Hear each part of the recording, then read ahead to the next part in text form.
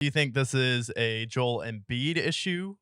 Or do you think it's just kind of Jimmy Butler wasn't feeling the vibe of Ben Simmons and unlike more of Ben Simmons was the problem for Jimmy Butler, like Wiggins and Karl Anthony Towns were, and have a really have an issue with Embiid? Or do you think Embiid is kind of the common thread here? Because you've gotten Jimmy Butler in the past, he's gone. You've gotten James Harden, now he's gone. And I get James Harden has been like aloof and a little bit weird, but it's like guys haven't want to stay and play with Joel Embiid. And do you think this is a time where Embiid's like, okay, if we can't get players to play with me now, and you're gonna trade James Harden for Nick Batum and some other role players, and we get some draft picks, is it time for Embiid to be like, all right, the process is over.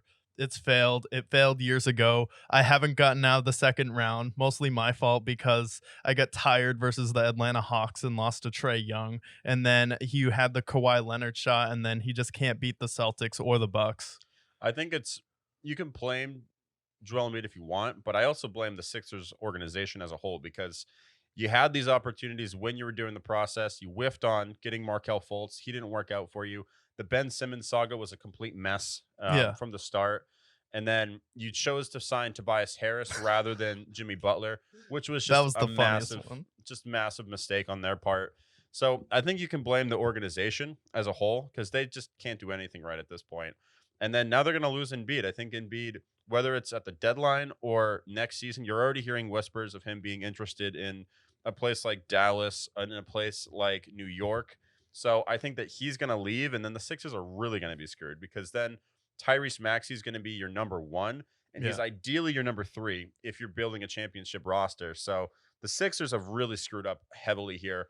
Joel Embiid, I think he deserves an opportunity elsewhere to get a Yeah. fresh start, form another powerful duo. Maybe it's a place like Cleveland, pair him with Darius Garland and Donovan Mitchell. Yeah. Maybe it's going somewhere like Dallas, pair him with the big three. Or maybe, he goes, they make a swap 80 for Joel Embiid if they want to. Yeah. But I think the Sixers, the process, talk about an absolute failure of a rebuild. You couldn't move past the second round at any point when No. there was definitely opportunities to. Albeit there was the lucky bounce with the Kawhi Leonard game, but at the same time, like The Hawks though, the Hawks they shouldn't have lost to. like So yeah, I think there's blame to go around pretty much everywhere, but I blame the front office. They made some pretty colossal mistakes. You had a chance to have Jason Tatum on your team. Instead, the Celtics not only swapped picks with you because they knew you were going to take Markel Fultz and ended up getting the guy they wanted.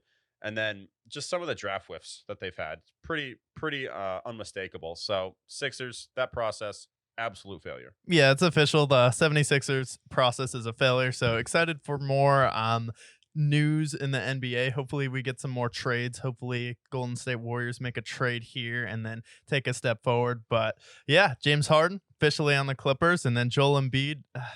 It's gonna be tough, man. You're probably gonna get traded. I just see him getting traded for Julius Randle. It just makes the most sense. Yeah, I see Julius Randle in the Sixers. I think that's the package that the Knicks would probably want. Yeah. Julius Randle is a gamer. He balls, but at the same time, he has the worst shooting percentage in playoff history. Yeah. That's all that needs to be said.